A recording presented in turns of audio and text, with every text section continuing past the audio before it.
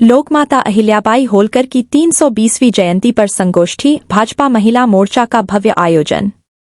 Bharatiya Janata party जिला एवं महानगर के संयुक्त तत्वाधान में लोकमाता अहिल्याबाई होलकर की त्रिशताब्दी स्मृति जयंती पर बुद्धि विहार स्थित कार्यालय में एक संगोष्ठी का आयोजन किया गया। इस अवसर पर मुख्य अतिथि क्षेत्रीय अध्यक्ष श्री सत्येंद्र सिसोदिया ने अहिल्याबाई होलकर के जीवन और उनके लोक कल्याणकारी कार्यों पर प्रकाश डाला। उन्होंने बताया कि अहिल्याबाई एक आदर्श शासक, शिव भक्त और महिला सशक्तिकरण की प्रेरणा थी, जिन्होंने न सिर्फ मंदिरों का जीर्णोद्धार कराया, बल्कि समाज के वंचित वर्गों के लिए भी अभूतपूर्व कार्य किए। भाजपा महिला मोर्चा की जिला अध्यक्ष आदेश चौधरी ने संगोष्ठी की प्रस्तावना प्रस्तुत की। वहीं महानगर महामंत्री सुनीता सैनी ने आभार व्यक्त करते हुए कहा कि प्रधानमंत्री नरेंद्र मोदी के नेतृत्व में हमें लोकमाता की जयंती मनाने का गौरव प्राप्त हुआ है। संगोष्ठी में भाजपा के वरिष्ठ नेता, कार्यकर्ता, महिला मोर्चा की सदस्याएं एवं गणमान्य नागरिक बड़ी संख्या में उपस्थित रहे। आइए हम सभी मिलकर लोकमाता अहिल्याबाई के विचारों को जनवरी से जनवरी तक पहुंचाएं और महिला सशक्तिकरण की दिशा में उनका आदर्श अपनाएं। रिपोर्ट शेख सिंह, तृप्ति समाचार। साल पहले उनका जन्म 31 मई को हुआ था और 1725 में जन्मी। इस बात को याद किया गया था कि अहिल्याबाई होलकर जी ने इंदौर को विकसित करने के लिए जो काम किए थे, उसी के कारण आज सुंदर शहरों में और स्वच्छ शहरों में इंदौर को गिना जाता है। मैं इन चर्चाओं को इसलिए कर रहा था आपसे कि आप में से कुछ लोगों को जानकारी नहीं होगी और कुछ को मुझसे अधिक भी जानकारी होगी। मंच पर ऐसे बड़े लोग भी बैठे हैं जो पार्टी में मुझसे भी सीनियर है। सुरेश जी भाई साहब बहुत लंबे समय पहले अध्यक्ष रहे हैं, गोपाल जी भाई साहब बहुत समय पहले अध्यक्ष रहे हैं। इनको मैं ये कहूं कि ये मैं आपको बता के जा रहा हूं। मेरा मित्रों, आप सबसे इतना ही अनुरोध है, अहिल्याबाई होलकर जी के बारे में यदि कुछ समझ में नहीं भी आए तो आज के युग में बहुत आसान है। हर जेब में मोबाइल है और उस मोबाइल में गूगल है। गूगल पे सर्च मारेंगे तो अहिल्याबाई होलकर जी के बारे में जानकारी मिल जाएगी कि अहमदनगर कहाँ है, चौड़ीगांव कहाँ है, उनका साम्राज्य जहां था वो कहां से कहां तक था, उनकी सीमा का विस्तार, सारी चीजें आपको गूगल के माध्यम से भी जानकारी मिल जाएगी। एक पत्रक में देख रहा था, मिला नहीं, शायद वहां छोड़ आया, उसको मैं बार बार पलट रहा था। इस पत्रक के माध्यम से भी ये मैं उस समय दिखाना चाह रहा, कब दिखाना है जरा, मैं ये पत्रक आपको बताना चाहता था। ये पत्रक आपके पास पहुंच गया होगा, ये पत्रक नहीं पहुंचा होगा तो सबके पास पहुंच जाएगा। इसमें क्या है, मेरा पथ धर्म का पथ और धर्म का पथ ही न्याय का पथ है। यानी कि अहिल्याबाई होलकर जी न्याय प्रिय बहुत थी। वो चाहती थी कि किसी के साथ भी अनजस्टिस ना हो। इसका उदाहरण एक और भी है कि उन्हीं जिस राजा ने उन्हें अपने घर के पुत्र वधू बनाया था और जब वो शासक थी तो उसी परिवार के व्यक्ति ने एक बछड़े की हत्या कर दी थी या हत्या हो गई थी, तो उसके लिए भी उन्होंने पूरी न्याय की प्रक्रिया लागू करते हुए उनको भी दंडित करने का काम कराया था। तो इससे प्रतीत होता है कि वो कितनी न्याय प्रिय थी। आप सबको उनके बारे में समाज के बीच में जाके जरूर बताना चाहिए। इसी निवेदन के साथ अपनी बात को समाप्त करता हूं।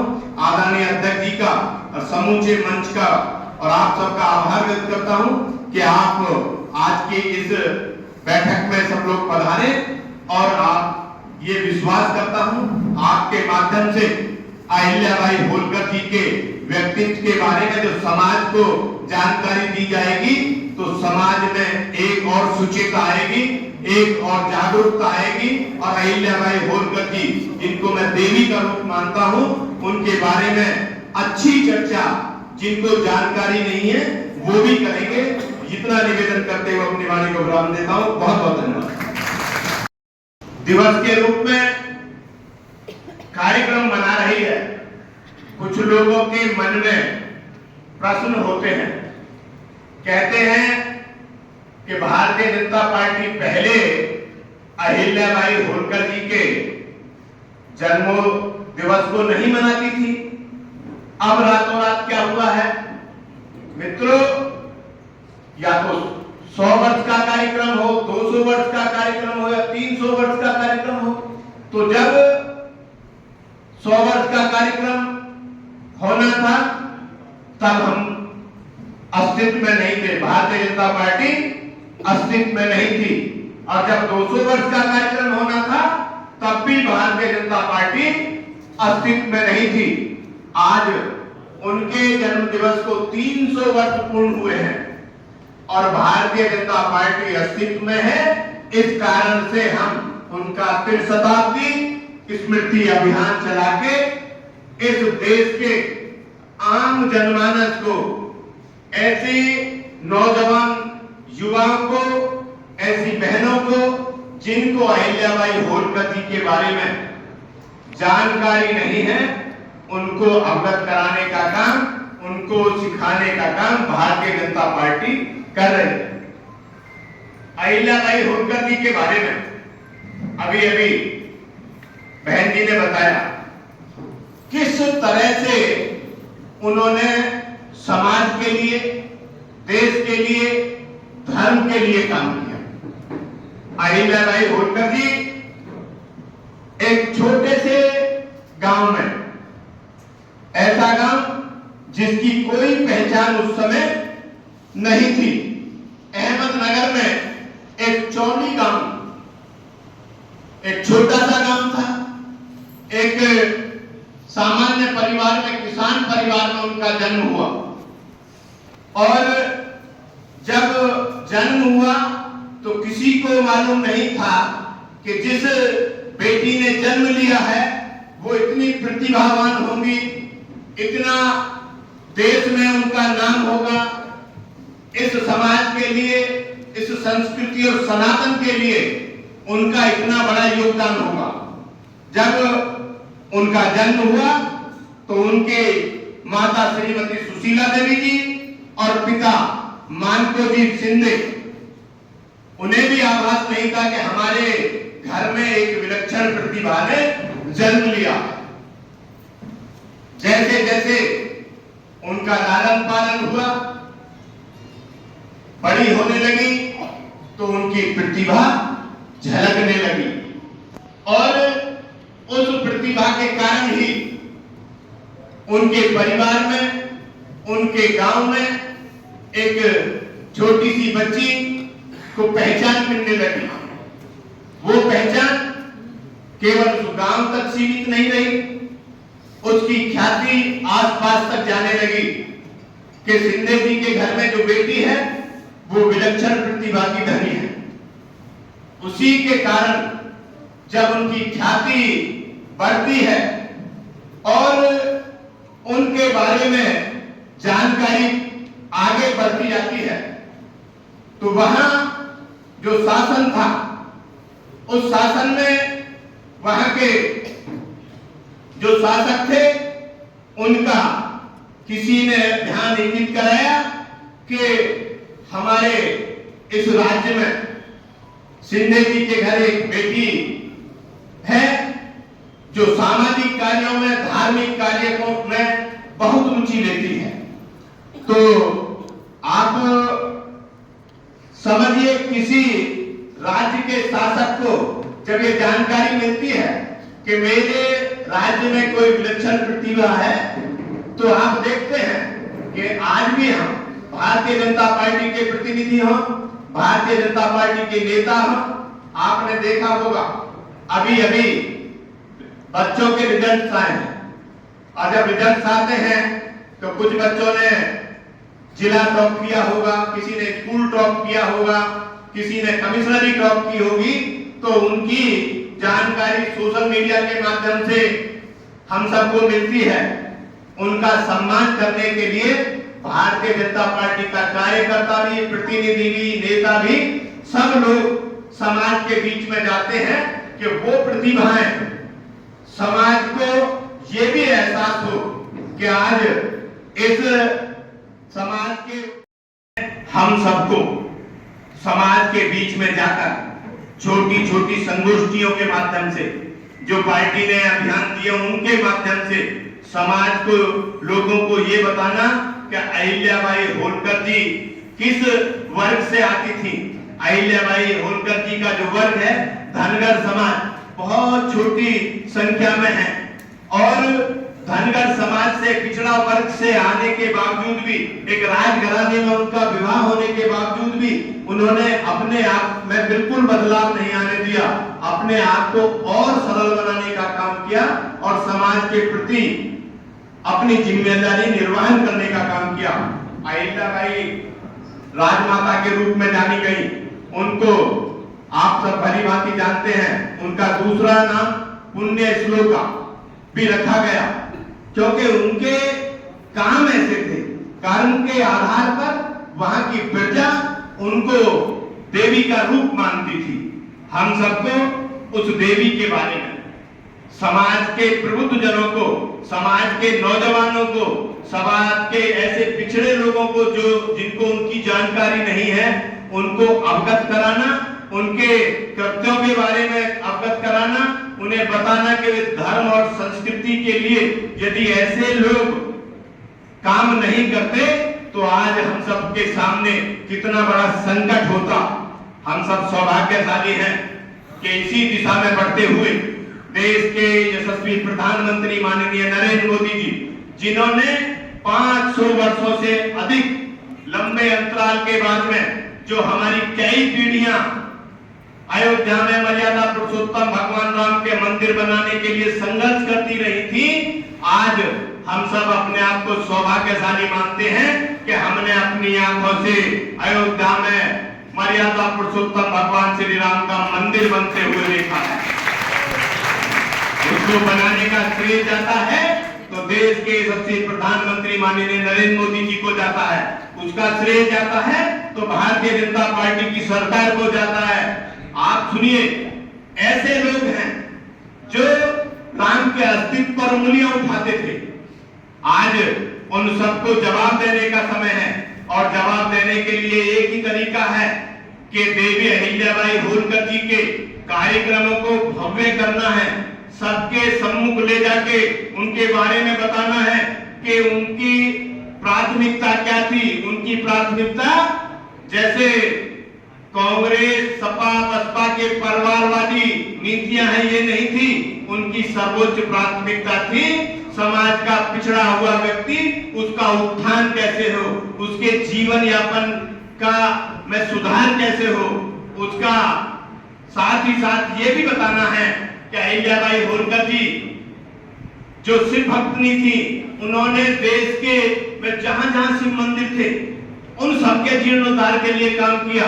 केवल ये नहीं कि मेरे राज्य में भी कोई शिव मंदिर है तो मैं उसको भव्य दिव्य रूप देके केवल अपनी पहचान, अपने राज्य की पहचान बनाने का काम करूं। उस राजमाता ने इस देश में जो काम किए थे अपने राज्य के लिए नहीं, इस समाज के लिए, समूचे देश के लिए काम किए। मैं आप सबसे इसी निवेदन के लिए आया हूं। उनके किए हुए काम, उनके त्याग, उनका जो परिस्थितियां आई थी, होलकर जी ने जो समाज के साथ साथ इस देश के लिए दिया। अहिल्याबाई होलकर जी के बारे में आप सबको इतना जरूर बताना है कि अहिल्याबाई होलकर जी जिस समाज से आती थी, केवल उस समाज के उत्थान के लिए काम नहीं किया, उन्होंने एक ऐसे शासक के रूप में, ऐसे महारानी के रूप में उन्होंने काम किया तो सर्व समाज को विकसित करने के लिए काम किया। इसलिए कोई व्यक्ति भी एक समाज के लिए काम करके कभी श्रेष्ठ नहीं हो सकता। इसलिए सभी समाजों को साथ लेके चलने वाला व्यक्ति श्रेष्ठ कहा जाता है। अहिल्याबाई होलकर उनके महारानी बनाया गया, उन्हें रानी बनाया गया, और जब वो उस राज्य की रानी बनी तो उस राज्य की सीमाएं, जितनी सीमा थी, उनको विस्तार करने का काम उन्होंने अपने कार्यकाल में करने का काम किया। आप समझिए, आप कल्पना करिए कि कोई महिला अपने राज्य की सीमा का विस्तार कैसे कर सकती है। उन्होंने लगातार अपनी पूरी टीम पर, अपने जो उनके सहयोगी थे, उनके राज्य में उनको सहयोग करने वाले जितने भी लोग थे, उनको बैठा के उन्होंने कहा कि मेरा राज्य कैसे संपन्न हो, मेरा राज्य कैसे संपन्न हो और कैसे मैं अपने इस प्रजा के हितों की चिंता कर सकती हूं। उन्होंने उन सबको साथ लेके राज्य की सीमा का विस्तार ही नहीं किया, अपितु आप देख सकते हैं उन्होंने उस राज्य के साथ साथ पूरे भारतवर्ष में जहां जहां धार्मिक स्थल है, चाहे काशी में बाबा काशी विश्वनाथ का मंदिर हो, चाहे अयोध्या में भगवान श्री राम का मंदिर हो, चाहे वृंदावन में बांके बिहारी लाल जी का मंदिर हो, ऐसे सैकड़ों धार्मिक स्थल जिनके जीर्णोद्धार के लिए उन्होंने प्रयास किया और प्रयास करने के साथ साथ अनेकों घाट बनवाए, अनेकों आश्रम बनवाए, अनेकों ऐसे स्थल बनवाए जहां वृद्धावस्था में लोग चले जाते हैं, वो रहने का उनका स्थान बनवाने का काम किया। वो अपनी सीमा से निकलकर केवल उतना ही नहीं कि वो अपनी सीमा में ही उन्होंने काम किया हो। आप कल्पना करिए, यदि किसी राज्य के पास में अपने राज्य को चलाने लायक भी संसाधन नहीं होंगे, तो क्या वो किसी दूसरे प्रांत में जाकर पूरे देश में धार्मिक स्थलों को बेहतर बनाने का काम, अच्छा बनाने का काम कर सकता है क्या? इसका मतलब साफ है, उन्होंने जो अर्थशास्त्र की शिक्षा ली थी, उस शिक्षा दीक्षा से परिपूर्ण होकर उन्होंने अपने राज्य को आर्थिक रूप से मजबूत किया और आर्थिक रूप से मजबूत करने के साथ साथ उस धन को धार्मिक क्षेत्र में संस्कृति और सनातन के लिए लगाने का काम किया। आपने देखा होगा काशी विश्वनाथ जी का जो मंदिर है, जो उसका स्वरूप है, उसमें आज क्योंकि अब नए ढंग से उसका विकास किया गया होगा, उसका जीर्णोद्धार किया गया होगा, लेकिन उस समय उसका जीर्णोद्धार यदि कराया था तो देवी अहिल्याबाई होलकर जी ने ही कराया था। अनेकों मंदिर बनवाए, अनेकों ऐसे लोगों के लिए काम किया और सबसे बड़ी बात, जिस दर्द को उन्होंने झेला, उन्होंने क्या झेला? उन्होंने जब यौवन अवस्था में वो प्रवेश कर रही थी, तभी उन्हें विधवा का जीवन जीना पड़ा। तो उन्होंने समझा कि मेरे देश में, मेरे राज्य में जो बहनें विधवा हो जाती हैं, उनके सम्मुख कितना संकट होता है। तो विधवाओं के जीवन को सुधारने के लिए, उसके लिए अनेकों काम किए। उन्होंने संस्कृति और सनातन के साथ साथ ऐसे अनेकों काम किए, काशी से लेके बंगाल तक, यानी कि पूरे भारतवर्ष में जहां जहां धार्मिक स्थल थे उनके लिए काम करना, विधवा बहनों के लिए काम करना, अनाथों के लिए काम करना, ऐसे लोग जो निर्धन हैं, जो एक समय भोजन करके सो जाते थे, उनके भोजन की चिंता के लिए काम करना। ये दिव्य शक्ति थी उनके पास। मैं तो ईश्वर की शक्ति ही मानता हूं, देवी का रूप मानता हूं देवी को, कि उन्होंने जो करके दिखाया। आज हम सब कल्पना करते हैं कि ऐसा युग रहा होगा कि किसी देवी ने एक सामान्य परिवार से निकलकर इस देश के लिए, अपने राज्य के लिए, संस्कृति और सनातन के लिए कितना काम किया। साथ ही साथ उन्होंने, ईश्वर ने जब जब उन्हें कष्ट दिया उसको भी सहन किया। आप कल्पना करिए, किसी के जवानी में पति का चला जाना और महज 20-22 साल की उम्र के बेटे का चला जाना, यानी उनका बेटे की मृत्यु भी 21 वर्ष की उम्र में, 22 वर्ष की उम्र में हो गई, और उस सब को भी उन्होंने सहन किया, विचलित नहीं हुई, संघर्ष किया और संघर्ष करते हुए ही आज स्थिति यह है कि आज अहिल्याबाई होलकर जी के ऊपर पूरा देश गर्व करता है, पूरा देश ने विश्व। ईश्वर को जो मंजूर था, ईश्वर ने जो तय किया वही होता है। उस समय सती प्रथा थी। सती प्रथा के कारण हम सब लोग जानते हैं, ऐसी हमारी माता बहनों ने जिनके विधवा होने के बाद में उन्होंने अपने सतीत्व को सती किया और अपने आप को उस सतीत्व प्रथा के साथ जोड़ा।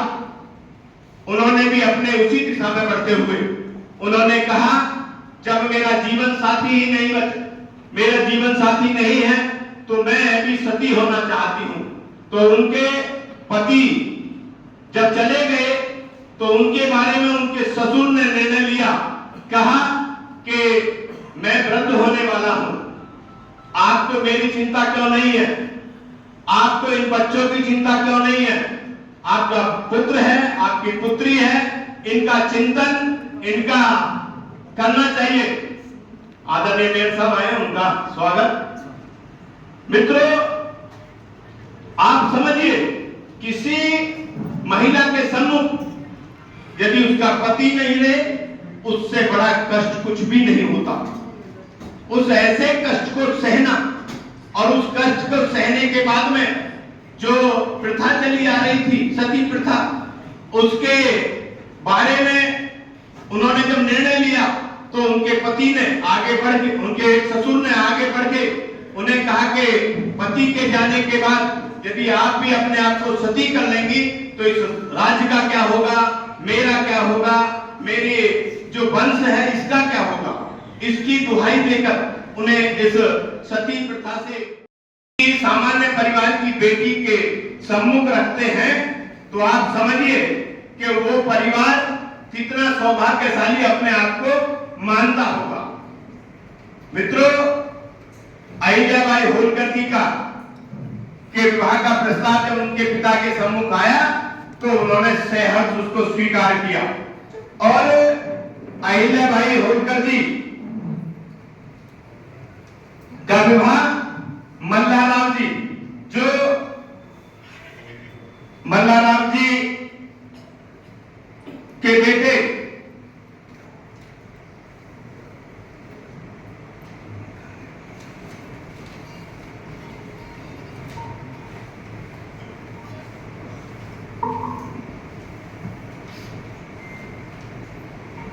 मल्लाराम जी के बेटे से किया गया और उनके बेटे से विवाह होने के उपरांत जब वो अपने ससुराल पक्ष में पहुंची, अपनी कार्यशैली से, अपने व्यवहार से, अपने आचरण से, अपने संस्कारों से उन्होंने उस परिवार का मन मोह लिया और उस परिवार में आने के बाद में, जो कि एक राजघराना था, यदि किसी सामान्य परिवार के व्यक्ति को राजघराने में आने का अवसर मिलता है तो उसके व्यवहार में बदलाव आ जाता है, उसके आचरण में भी बदलाव आता है कि अब हम बड़े लोग हो गए हैं। लेकिन अहिल्याबाई होलकर जी के न व्यवहार में बदलाव आया, न उनके स्वभाव में बदलाव आया, न उनके आचरण में बदलाव आया और वहां आने के बाद में उनकी जो धर्म के प्रति निष्ठा थी, संस्कृति और सनातन के प्रति जो समर्पण था, वो और अधिक बढ़ा और वहां उन्होंने जब उन्हें समय मिला तो शिव भक्त के रूप में शिव जी के प्रति जहां जहां शिव के मंदिर थे उनके बारे में चिंतन करना, ये सोचना कि इनका जीर्णोद्धार कैसे हो, इन मंदिरों में पूजा अर्चना का सिस्टम कैसे बेहतर हो। तो एक छोटी उम्र में किसी के मन में इतना भाव आना कि धर्म और सनातन को कैसे मजबूत किया जाना है, कैसे हमने इस संस्कृति के बारे में बेहतर से बेहतर काम कर सकते हैं, महिला सशक्तिकरण के लिए हम कैसे काम कर सकते हैं, समाज के पिछड़े वर्ग के बारे में कैसे काम कर सकते हैं, अपना दृष्टिकोण इस तरफ करने का उन्होंने काम किया। संस्कृति और सनातन के बारे में लगातार काम करते करते वो आगे बढ़ती रही। उनके 2 संतानें पैदा हुई, एक पुत्र और एक पुत्री। उस संतान को भी उन्होंने शिक्षित करने का काम, लालन पालन करने का काम, उनके देख रेख के साथ साथ भी अपने ससुर मल्लाराम जी होलकर जी के कामों में अपना सहयोग करना लगातार जारी रखा।